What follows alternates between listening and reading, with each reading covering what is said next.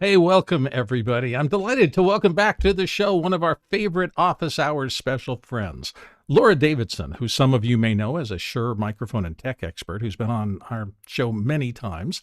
But you might not be aware that Laura is also a very talented singer, songwriter, musician, and performer whose voice has taken her all over the world, including touring for a couple of years with the British synth pop hitmaker Howard Jones. Today, Laura is setting aside her tech rep hat to focus on her other great passion as a singer-songwriter, and also this is something we'll be touching on a little bit later. Her newest endeavor as a podcast host. Laura, welcome back. It's so great to see you. Thank you, Bill. It's so great to be back. Definitely. Hey, I wanted to start out with a crazy idea. At what point did you decide that you didn't want to just stay in audiences, but you wanted to be the one to put on the show? Every performer has to make this decision. What was it like for you? It was when I was 11, if we want to go back that far. Started young. I did. I grew up in a musical family. My mom is a jazz singer, and I wrote my first song when I was 11. I started playing piano when I was 7 and played at the 5th grade or 6th grade talent show and just played an original, and people responded to it. And I knew that I could carry a tune, and I knew that I could play, and it was just this instant high. And so I kind of knew then I really love to perform. And then it just kind of blew up from there. So as you grew up and started listening to things, what were your early musical influences? Who did you love? I loved the Beatles because it's funny. My parents have this giant record, or had this giant record collection, probably 1,000 records. And it was mostly classical and jazz. There was always music going in the house, but mostly classical or jazz. And then this one day I was like flipping through, that feeling of flipping through vinyl when it's in a bookcase. And this like Technicolor album jumps out at me, and it's Sgt. Pepper. And I was like, what is this? And so I listened to it, and that was just the most inspiring thing ever. And I have an older sister. And so she got me into, all the hair bands and all the 90s grunge. But I think I got her into Pearl Jam. That's like one of my biggest claims to fame in my family. So I love classical. I love jazz. I love the Beatles. Those were my foundational kind of people. And then I really kind of got into Peter Gabriel, Tori Amos, a lot of the Lilith Fair gang, Indigo Girls, who kind of guided my songwriting.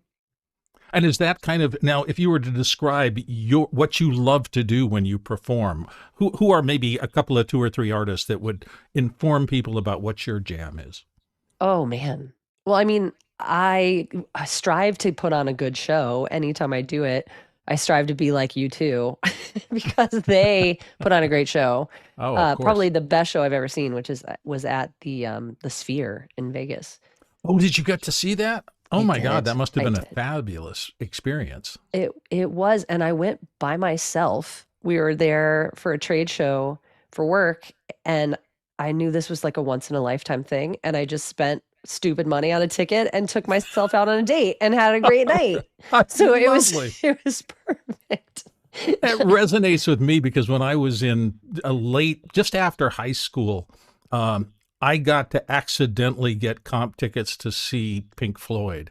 And they were at the ASU Activity Center at Arizona State University, but they were actually at the music center next to it. And they had to they had to cancel the show and wait for, I think it was 3 weeks, because they had to bring more power into the venue from the lights at the football stadium in order to run Dark Side of the Moon.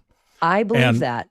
I just never forget that moment. So it resonates with me that you had an experience like that, where all of a sudden what music can do in terms of community and in terms of an individual just hits you like a ton of bricks. It does.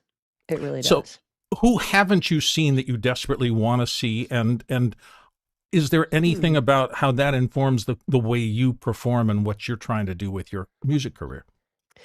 I would love to see Coldplay live. Mm-hmm. Sure.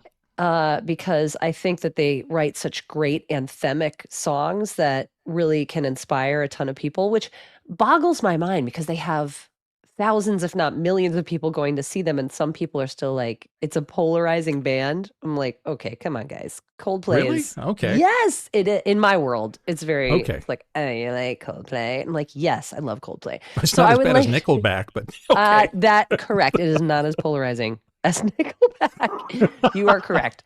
But it's I think that's one that I would really enjoy seeing from a spectacle standpoint. Well, and the chord voicings and things, I can't imagine that anybody who doesn't have a love of music just doesn't understand that they were doing something. It very much like you mentioned the Beatles early in this process. I don't think anybody understood where they were going to take pop music from the Oh yeah. simplistic love songs of I Want to Hold Your Hand into Sergeant Pepper and then beyond and beyond. They just kept evolving and evolving. So And true. it feels like that's the same kind of feeling you get from Coldplay. Yes, there's a similarity. Yes, they have a style. Every time I listen to one of those songs, they're just so gorgeous. Yes. Agreed. So Hmm. I'd like to see them. In your early days, I noticed in your bio that you toured a little bit with Howard Jones, and that really was amazing because he had those huge hooks. Mm-hmm. Oh my God, things can only get better. That little vocal hook, it's like an earworm, and you can't get it out of your head once you hear it. Does It that say is. anything about how you like to write? Oh, totally. I think we all, as writers, we try to get that hook that keeps people coming back and listening and leaving with it stuck in their heads. So yes, I think I learned a ton from him about that. Was it in what? How many you toured for? Like a couple of 3 years with that? Mm-hmm. Yep. I think it was 3 years overall. And how did it feel as a young woman going out on tour and the craziness of a different city every night and the rest of that kind of stuff? How did you psychologically just hang through that without going crazy? Well, I gotta say, Bill, I've done a lot of things in the music industry and in, the manufacturing side with my Sure. day job. Background singing is the best gig ever. I would Oh, do it again in a heartbeat. I have two beautiful girls that are really important to me that I want to be here for. So touring in the different city every night, we were doing short stints. Howard at that point, this was in 2008 to 2010, almost 2011, was doing, smaller venues like 1,000 cap or less. okay. And maybe actually more like 500 because we did a Japan tour that was all of the House of Blues. And so we would do like a 10-day stint. So I couldn't really get bent out of shape or feel disoriented because it was just like you're dropped in, you do your run, and then you get out. And it Oh, you was, didn't always have a where am I waking up today? This has been a yes. 7 month tour and Yeah. I'm totally So disoriented. Yeah. it was, yeah. And it was great because being a background singer, I've told people 100 times, is all the benefits of being the rock star without any of the BS, really. Yeah, it must get a little intense, particularly at the height of fame when, everybody seems like they know you and you don't know any of them. I can't Right. imagine. That must be a weird psychological thing. Um, when you're doing a small venue gig now, if you just want to perform for a small thing, what would you classify your style as now? I think, well, it's funny you should say that because I'm putting out an album this year or next year, 2026, called Chameleon, because Ah, I have realized in my several years on this earth that I don't know when somebody says, "What's your style?" I've never really been able to say it's this, which ah, I'm starting to not fight as much because I realize there's strength in that diversity because I can sing country, I can sing rock, I can sing folk. So I think the stuff that I write tends to lean more towards the folkier side, but it's not, all acoustic guitar. It's more piano based. So I always okay. struggle with that question, even all Well, that these years seems a into little it. singer-songwriter-ish, like a Carole Yes. King kind of thing. Is that some of what you're doing? Yeah, that's exactly what it is. I feel like that's a genre in some worlds and not in all the worlds. When I categorize my music when I'm releasing it, it'll have like a drop down of your style. And singer-songwriter is kind of becoming one in some areas, but not all the areas. So Sure. yes, that's my genre. And it's God knows it's incredibly popular now. You have so many things like the Waitress musical that people are just like, whoa, that idea of this comes from me personally, and I'm explaining a life to you that I've lived, and it's connecting hugely with massive amounts of audience. I think there's, how can you, I don't think we'll ever be away from that. I think that's the I whole hope not. magic of music, is that this is my life and you can understand it if I sing it to you. Um, Right. you're also, you kind of straddle the performing arts part of it, but also the business part of it. And so I'm interested in your take on how you see the business of music kind of evolving, and where is it from your perspective? Are there any trends that you're seeing that interest you? Yes, absolutely. I'm seeing a trend towards small, personalized events. So Okay. things where you feel like you're really part of it, things where you feel like the artist is within arm's reach. Even at the Sphere, which, I was there with what, 10,000 of my closest friends. Yeah. And I felt like I was getting a concert from four guys on a stage. I don't know how else to explain it because it's such a cavernous space, but it just felt really personal. So I feel like they're removing, like artists are removing boundaries and barriers between them and the audience. Literally, not like they're going to go hang out with them all the time, but you're just able to connect. So I think that's what people are looking for, is that personalized feeling, the smaller scale events, the something where they can feel like they're a part of it. Well, is that something about, does that speak to what we're dealing with here, which is that even though those are blown up massive shows, the multimedia seems to bring you closer to the artist because you have so much support. I mean, from the early rock shows like that Pink Floyd show I was talking about, when you had a giant screen behind somebody, and that seems to be de rigueur these days if you're going to be Hmm. playing to a large audience, but there's still a sense of intimacy because the camera reduces the distance. Is that kind True. of what you saw at the Sphere kind of thing? No, what I saw at the Sphere that made it feel so close was that because I was not on the floor, I was the next tier up.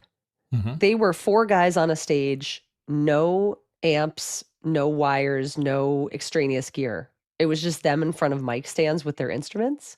Oh, Because they were everything else, the sound is so incredible at the Sphere, they didn't need monitors in front of them. They were all on in-ears and they just gave this really cool show that ah, felt like they were right there. So yes, seeing them on the Jumbotron was cool, although the Sphere is a giant surrounding you Jumbotron. yeah. But I could look down and see there's Bono right there, and there's like nothing between us. It's just him and himself. So I thought it was really cool.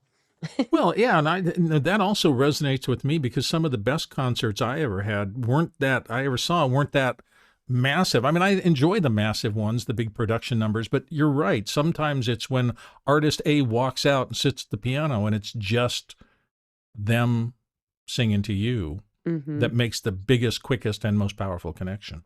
Yeah. Interesting. Um, let's dive into the weirdness of social media and that kind of stuff. As somebody who's in this as a performer, how do you manage this incredible world where everybody who wants to know something about you wants to know everything about you? How do you navigate that? Well, I don't know. I mean, I'm not that interesting in terms of that, and I haven't reached that level of fame. So if people are looking for me, cool. Uh, I'm just really. I think it's harder on to watch my kids go through the social media side of things, um, and navigate that because it's Do they have so. specific fandoms now that they're involved in, and can you help them understand the both sides of that, or is that something you don't talk about that much? Yeah, they do. My daughter, my 14-year-old, spent hours last night going down a rabbit hole about Olivia Rodrigo potentially Ah, breaking up with her boyfriend. And it just like spiraled into this. Are they? Did they? They're my favorite couple. And then this morning she's listening to Olivia Rodrigo music. So I'm kind of like, well, the good publicist right there. I mean, everybody's tuned back in to O-Rod. Anyway, so they go through group chats, they talk through Snapchat, they are on social media in a whole different way than you and I are, but uh it's definitely really cool from my perspective, who coming out and releasing music in 2001 was my first album. I had to do it all manually. There was no distribution aside from CD Baby, so I distributed yeah. their hard copies ordered those copies, designed all the artwork, and now I can release an album overnight if I wanted to on You're right. DistroKid. That's So, hugely different. There's no all those veiled reps and distributors and the one stop and all the rest of that thing that used to be a part of the physical songs go out physically on LPs or singles or cassettes or 8 tracks or God knows what all else as we went through all those eras. mhm. Now, ever since the original iPod, I guess, it's now just a piece of digital content. It goes everywhere anytime. That Yeah. changes the whole game. So that Mhm. means that you have to think, I guess, about promotion in a whole different way. Does that keep you up at night? 100%. Yeah, because I saw somebody asked a question. I don't want to take Cindy's job away here, but I saw someone ask a question about like the best platform to promote on. Right. And I have several musician friends who say Bandcamp is where it's at. I Oh, have had interesting. no luck on Bandcamp, but I've also had zero bandwidth to put the time into it. And you really have to work because right now that's another trend that I'm seeing. It's all about community. So you don't have to Hmm. have millions of followers. If you have 1,000 or less devoted followers, I'm seeing people make a living off of that because they're actually building subscription-based communities where it's like Interesting.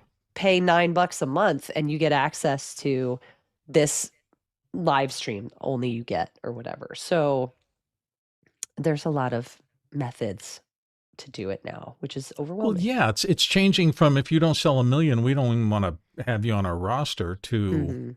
there's yeah, that's a big huge shift and it's part of social media. It's also part of just the wiring of everybody. What we're able to do here is me sitting in San Diego and you sitting where you are and whoever's watching us can be literally anywhere on the planet in real time. It just everything has shifted. Um, Mhm. that kind of trend in the industry, do you see anything? And let's also open the can of worms. How do you deal with the fact that things like Gen AI and things like that are starting to make it both, I think, easier and harder? People who have skills find them able to express them more, but also it's like anybody can just do a bunch of prompt stuff and come up with a song now, good, bad, or indifferent. And Right. where's your thinking about that whole mess? My thinking is I enjoy using AI to help me organize my thoughts, but primarily around business activities or the Okay. nonprofit that I'm a part of. Uh, Musically, I can't even think about using AI just because it's such a personal process to write. So I don't really get stuck on, hey, can you create me a chord progression? I can always create chord progressions. It's putting the lyric and the chord progression together that I inherently struggle with, but that's my struggle and my cross to bear. I don't want a computer to make it easier for me. So I'm seeing a lot in the industry of people, revolting against it and saying made by a human and wanting that delineation, which I think would be really great. Um, but yeah, I don't know. I don't see it overtaking everything we do. You can't replace human creativity. Yeah, you can certainly make it so simple that everybody can do it, but if Mhm. everybody can do it, where's the value in anyone doing it? And that's that. Right. Yeah, that a little bit keeps me up at night because I'm so active in the voiceover communities and things like audiobooks, and yeah, Exactly. they're all just freaking out about what's going to be next, or is anybody going to have a job left? And somehow, my 2 cents, the human creators have always desperately wanted to do that. And some people are better at some points in time than others at doing that. And if they're really good, it always seems to rise to the top. At least fingers crossed here. Um, I think we've been at this for a while, and we've got a couple of questions rolling in. So, Cindy, what's first on our question list? Here's a question for you, Laura, from Rajan Chandil in Los Angeles, California. As a podcaster and artist, what platform do you find offers the best support in reaching your fans and audience without restrictions? Okay, so that must have been what you dealt with earlier. So, what do you think? Yeah, I mean, Bandcamp is the one that lets you get stuff up as quickly as possible and really engage one-on-one with your fans, and have that ability to distribute, monetize, and manage it. it's just a bit of a slog to get it up and running and going. So I guess the answer would be for me, where are you seeing any minimal level of success? Like, for example, I still have a lot of people who tune into what I say on Facebook because I'm older. So you go where your people are and you then can point them to whichever distribution platform you want to go to. But um, I also started working with this new one called Boombox, which I'm really digging. I think it's boombox.io. And it allows you to collaborate. So I collaborated with a producer, actually the guy who got me the gig with Howard Jones, Robbie Broneman. I collaborated with him on 2 tracks for my album. He's in the UK. So we were able to share files very easily without having to use a Dropbox or WeTransfer. So it stores your files. It archives them according to date, so it's really easy to keep track of when things came in. You can comment in real time. You can share in real time. You can create playlists to share out to others to get their feedback. And then you can actually distribute within the platform. And they have some AI tools, which I haven't explored. So it's kind of like an all-encompassing platform that I'm just scratching the surface of. So I don't know. Fingers crossed on Boombox because I just paid for a year of it. We'll see. Fingers crossed. We just mentioned the podcast, and I think our next question about that. So I'm going to let Cindy ask the next question. Then I just want to talk to you about the podcast in general. So, Cindy? Great. Yeah, the next question is from me, and I'm wondering how do you promote your new podcast? Yeah, Laura, first tell us just about what's going on. What are you doing? Yeah, so I have an existing podcast called Song 43 that has been out for 3 years. I hit the 100 episode mark, and it's basically been a solo podcast where I talked about how I work as a mom and work as a musician and figure out a way to do all the things and still make music, right?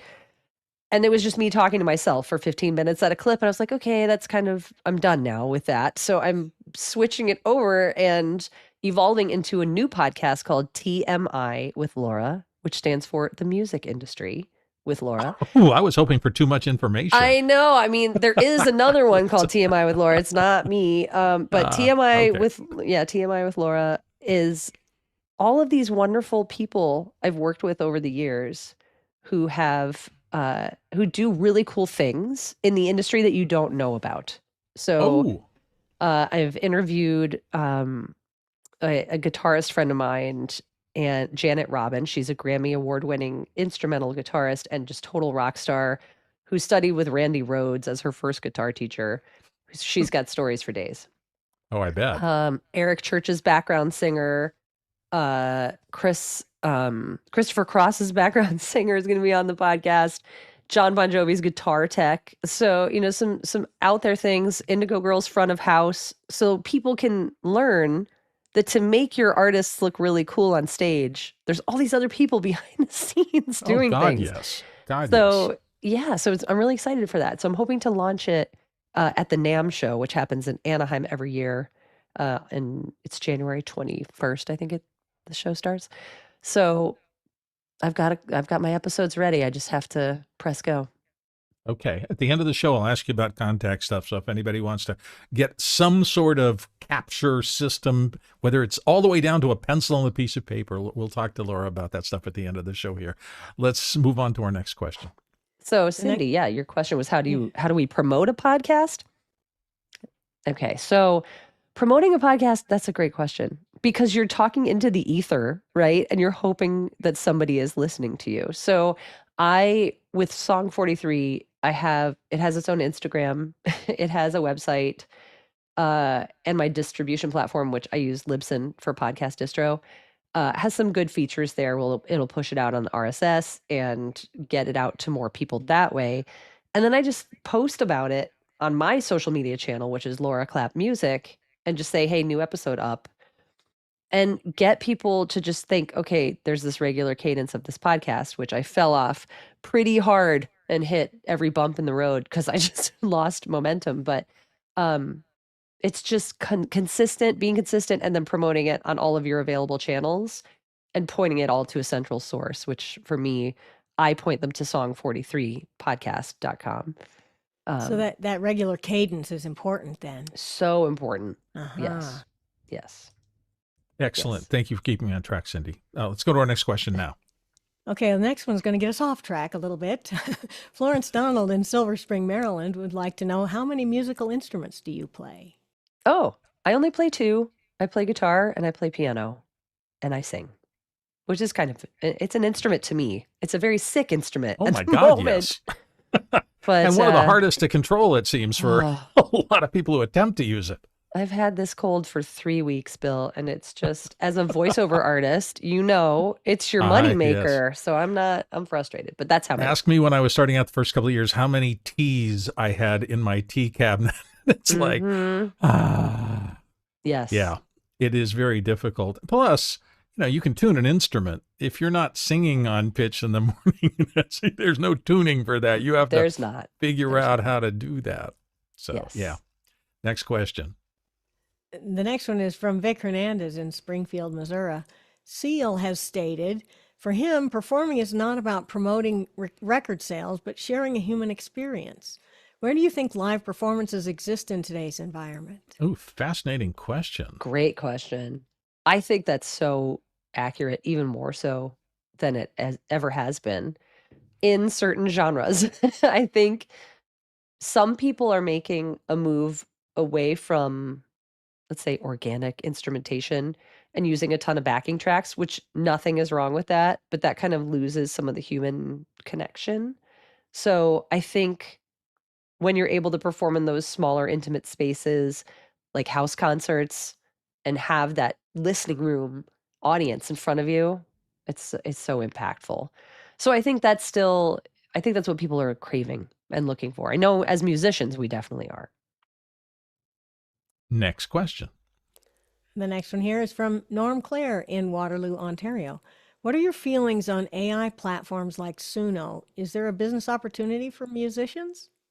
Ooh, Suno's talked a lot about in the people that I know. So what's your take on it? I have not used it. I don't want to use it, but I know it's helped several people who have been stuck. So I think if you're using it to unstick yourself, I'm kind of okay with it, as long as you put your stamp on it. But if you were to go to Suno and say, write me a song with 2 verses, 2 choruses, a bridge, an intro and an outro about blah, blah, blah, blah, and it did it and you release that, I have challenges with that. I always think that when a AI basically functions based on surveying gazillions large language models and then averaging, I always wonder if you're ever going to be able to get anything out of it that is not average. True. And it might be fine, but it's always going to be average because that's what it does. What we tend to love and what tends to spark joy in people is, oh, I haven't heard anything like that before. Exactly. And that's, when all of a sudden every human that I know perks up and, wait, what was that? Who are they? The Beatles? What? Okay, we didn't know that before. I mean, my chat GPT is witty as hell. So I appreciate that AI does have this ability to be conversational, but I think you're so right. How is it going to strike that chord and that human emotion that makes you go, whoa? But I've never played with it, so I can't really speak to it. Yeah, I don't know why, but you're also reminding me of seeing B.B. King when I was in college at a little bar in Tempe, Arizona. And I came out of them thinking, oh my God, that man just played one note for 15 minutes and tore my heart out. Oh, wow. How is that even possible? That's incredible. And it was literally one note. Wow.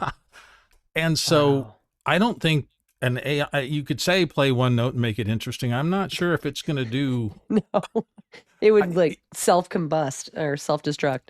Well, it might be, intriguing in terms of mathematical variation, but not sure it's going to reach in and make you want to cry. I don't think so. And that's kind of what music has always had, that unique ability to do. I'm not downplaying. There's a lot of things AI can do that really help people.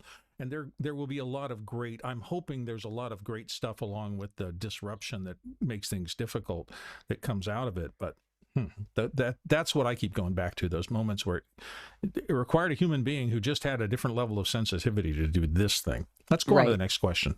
Rajan Shandil in Los Angeles, California is asking, what digital music software or plugins do you secretly use to help improve your sound or video? Secretly use? I have my secret thoughts. I'm not revealing it. No, I'm very happy to reveal it because I took this awesome course, online course, 3-4 years ago.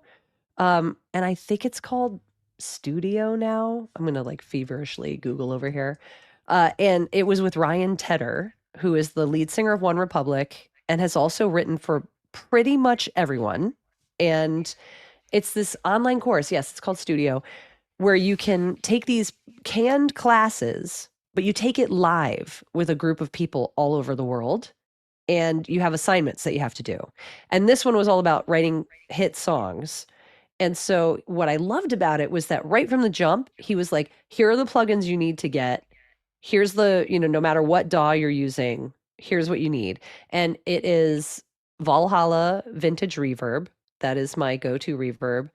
The CLA plugin from Waves, which is, I just know the preset. It's called Face to Face Dry, which just really instantly compresses you a ton, and you can then draw it back a little bit, because I've used compressors, I've used EQs, I've used all that. I found that I need these producers have already made this sound amazing, apply this to my voice, and then I can tweak accordingly. That's my preferred workflow. And the Maserati mastering plugin. Oh my gosh. It is the secret sauce that if you're doing a demo and you put that on your demo, it takes it from to sounding like this. It's just unbelievable.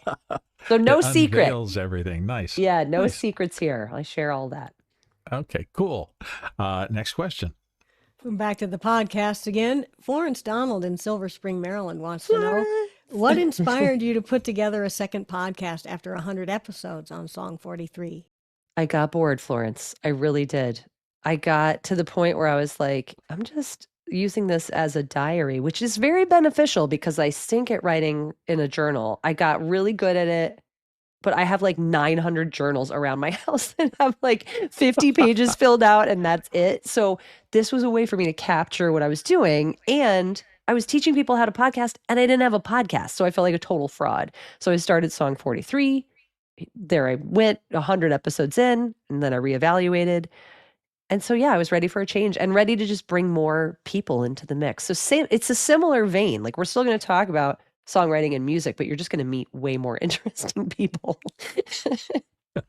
What's your ratio, do you think, over the course of your career in doing covers versus doing original things? Have you written most, or about equal, or what do you like most?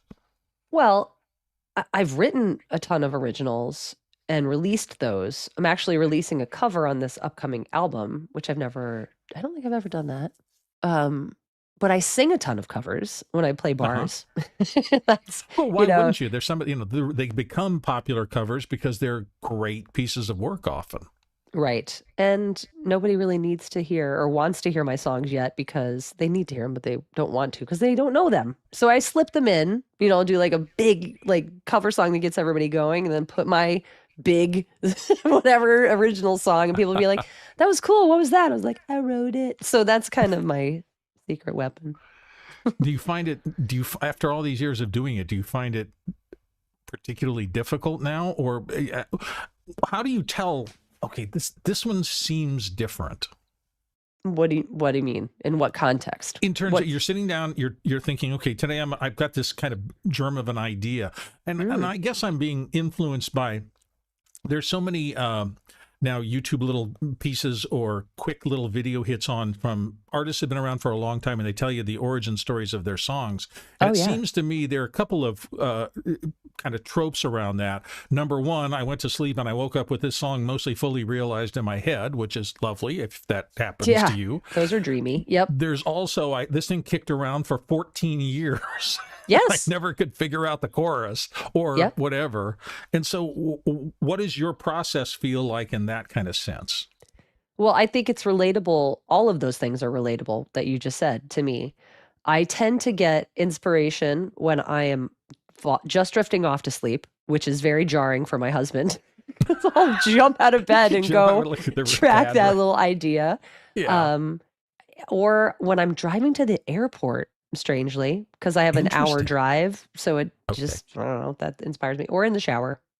Yeah. But I do have songs that are just clingers, that have taken years and years and years to write.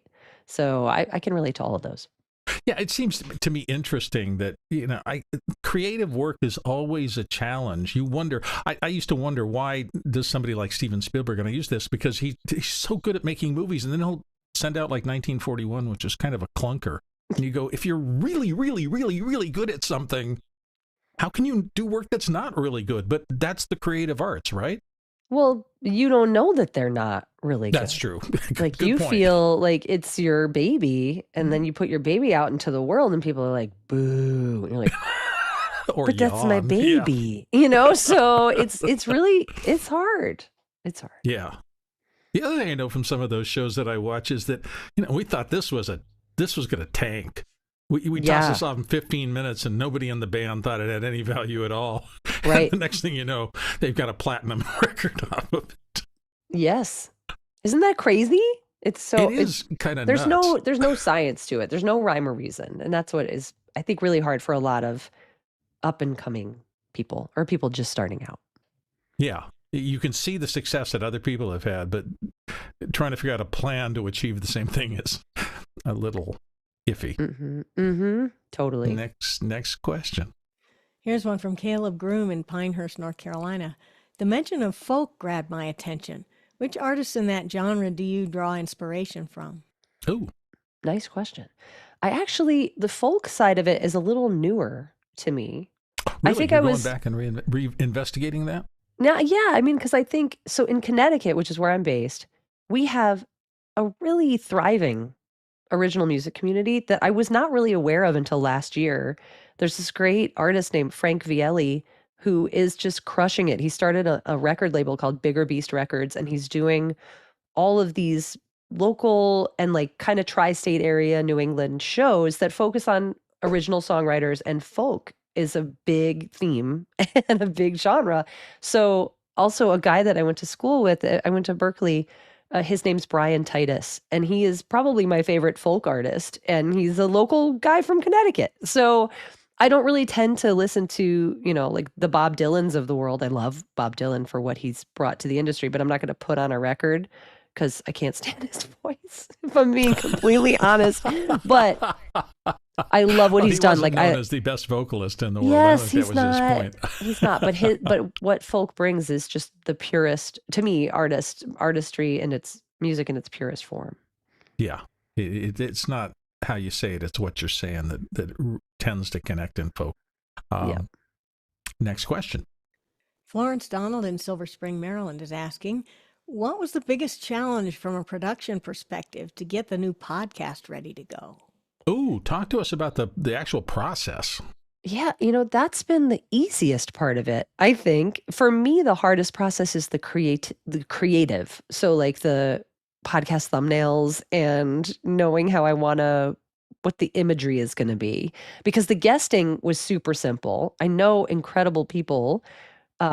Getting them to join was pretty great and easy because I book appointments all the time for work. So, I sent out a Calendly link and then send up some follow-up in emails that, there's like a process there. So that side of it has been surprisingly easy.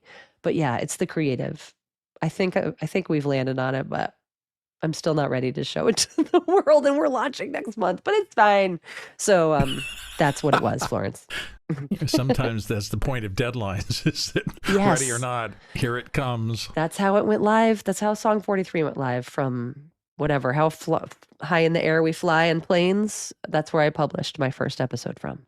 Are you doing the podcast entirely solo? Or I know you've got guests and things like that, but is it a management process that other people can help you with, or you'd have to do it all yourself? It's me. It's just me. Yes. Well, that's I've seen that in so much of the creative work, and in my day job world of video editing, it used to be that you had to have a shop around you with everybody doing everything, and then over the course of maybe 15 years, it's just switched, and no, it's you. Mm-hmm. You need graphics? Do them. Yeah. I mean, I do rely heavily on Canva, which I don't, but I don't use the AI side of it. I haven't had any success with it, but I do use templates in Canva a lot, which led me to, I actually looked at Spotify and looked at some of my favorite podcasts and said, what's the common theme with their graphics? And then kind of went from there. So understood. Next question. Just you. I love that. Norm Clare has a question for you from Waterloo, Ontario. Ben Jordan did a great expose on how streaming platforms mishandle publishing and playlisting. Has this impacted you at all? And what will it take to have the streaming industry become more responsible? Oh, yes. Such an impact. It's disgusting. I mean, you put your songs up there and you make no money. When I released an album in 2001, I toured to support it because I was a solo artist. And I made money because I would sell someone a physical good, $10 or whatever it was for a CD. There's really no way to do that now. So artists are having to get super creative in how to monetize their music, because you put it up on the streaming platforms. It's great from a visibility and awareness standpoint, from putting my marketing hat on, but it's not great for the musicians. So I know there's been some progress. I know there's a lot of artists out there fighting the good fight, much bigger than I am, who can try and get those streaming platforms to get in line. But yeah, for now, it's real hard. So Bandcamp is that kind of alternative streaming opportunity because you monetize it and people pay to get access to that. So you're getting exactly what people want you are putting into it. It's not like this hasn't been a thing forever. I'm thinking about people like John Fogerty, who made a couple of bad choices early in his career, and all those hits with Creedence Clearwater, he got very little or nothing. And he finally had, before Taylor Swift went through it, he had to try to reclaim his masters and go through all of that. So the business side of the music business has never been known to be a gentle or artist-friendly world. So true, unfortunately. Yeah. Well, there's hope for the future. Let's hope that some of these initiatives work and people actually create things, get some of the money from them. That would be nice, wouldn't it? That'd be neato. Yeah. Yeah. Next question. Here's another question from Florence Donald in Silver Spring, Maryland. Is the music industry with Laura both a video and audio podcast? Yes, it will be. It is. So yes. And what tools are you using to do the video part of that? I'm just curious, as I've been a long I time record in Ecamm live. Okay. So I do my production there, set up my scenes, do my guesting, and record all within Ecamm. So many more options than when I was starting out in this. It's great to see. Yes. Next question. Next one here is from James Hicks. Will you sing us a little bit of River before the end of this interview? Oh, James.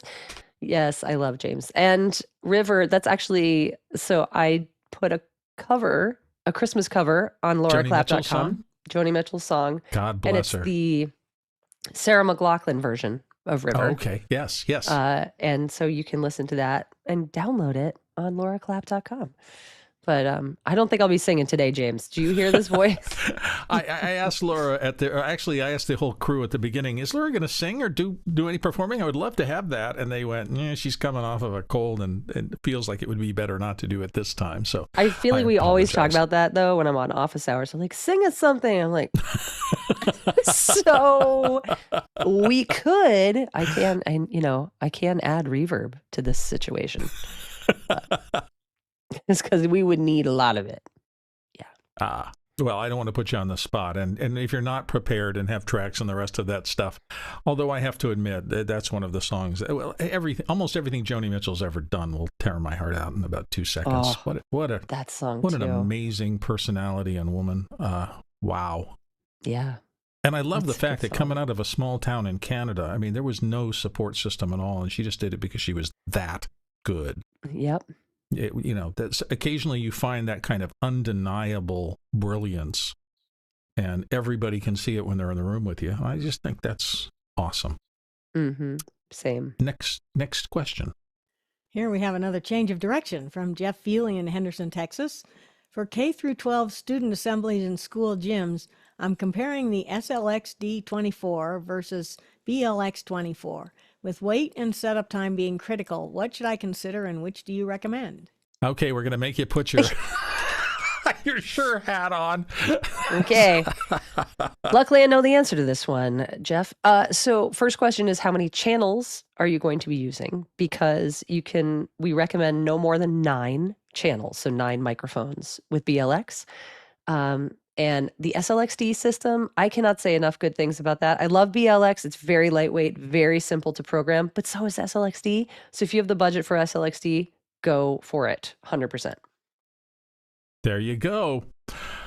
Laura, it has been such a pleasure to have you on. Before we finish up, talk a little bit about what's next for you. What's immediately on the horizon? So getting this podcast up and out is immediately on the horizon, and releasing my album Chameleon, which I've been working on with my producer for 6 years. So that is, those are my 2 main things, and getting over this cold. That is another one. We wish you well in all of those. How can people reach out if they want to connect with you or the products that you have? Yes, so you can find me at lauraclapp.com. That's CLAPP.com. Or at Laura Clapp Music on Instagram, Facebook. Reach out. It's just me. So you'll connect with me directly. And you can ask me sure questions there. I live in that world all the time. So that's the best way. Okay, I'm going to demand the next time you come on, you bring your guitar with you and sing for us. Just wanted to let you know out front. Any last thoughts, hellos, goodbyes, anything else you want to say before we wrap this up? Just, thank you to Florence for getting me back on here. Again, I love hanging out with this crew. She's the best. And I found another community through Kirk Nugent that she's a part of as well. So shout out to my Ecamm fam and all the people that I've hung out with this year. I can't wait to see more of you in 2026. And we can't wait to see more of you. For those of you who don't know, Florence is one of the back-end people who keeps this whole thing together, and she's magnificent in so many ways. Thank you all for paying attention. This has been another Office Hours special show. We do these often. We're going to try to do them every week on Tuesdays. And it was an absolute pleasure today to host Laura, who's been a great friend of the show for a long time, Laura Davidson. We think of from Shure, but we also now think of as an artist in her own right. So we'll hope we'll have Laura back on very, very soon. It's time for me to say goodbye. I have to say thank you to the back-end crew, the amazing people who put this show together and make it possible every week. You have no idea how many people in the back end are pushing buttons, running promos, doing everything necessary to make a live show happen in this modern era. And to our main constituencies, as always, to those of you who are producers, we call you our producers because you actually do set the run of show and determine who we talk to, what questions we handle first. So everybody who added questions into the show, and those of you who voted on them too. We will be back tomorrow. I think tomorrow, Wednesday, on Office Hours is our normal music day, so there will be a morning show that starts at the normal 7 a.m. Pacific time. So check that out, and until then, we'll see you the next time. This is Bill Davis saying goodbye. Thanks for watching.